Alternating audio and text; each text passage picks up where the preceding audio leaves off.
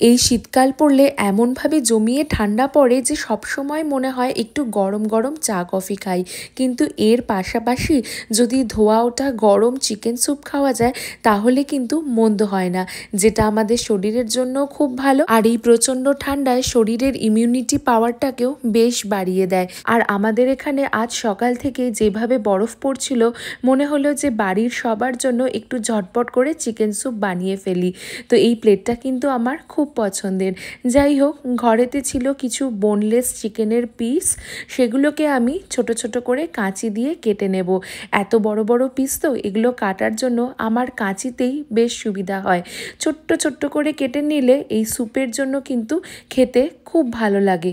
পরিষ্কার করে মাংসটা ধুয়ে নিয়েছি। এবার এর মধ্যে একটু লেবুর রস আর 1 চামচ মতো নুন দিয়ে ভালো করে মিশিয়ে নিয়ে ঢাকা দিয়ে কিছুক্ষণের জন্য রেখে দেব একটা সাইডে। আর এই প্রোটিন খাওয়ার পাশাপাশি ফাইবারযুক্ত খাবার খাওয়াটাও যেহেতু শরীরের জন্য খুব ভালো, তাই নিয়ে নিচ্ছি শীতকালীন কিছু সবজি, এই যেমন গাজর, বিনস, ক্যাপসিকাম এইসবই।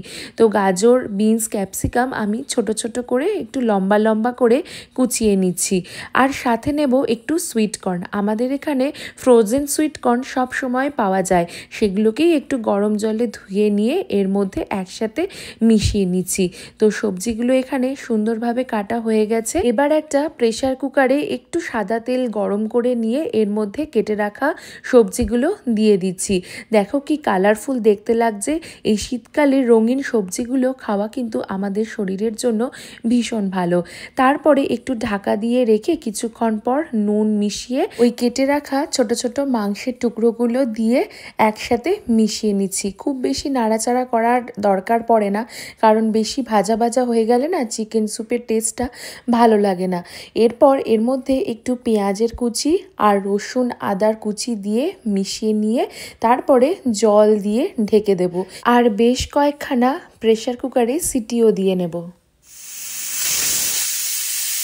এখন কিন্তু সব সবজি আর চিকেন খুব ভালোভাবে সেদ্ধ হয়ে গেছে।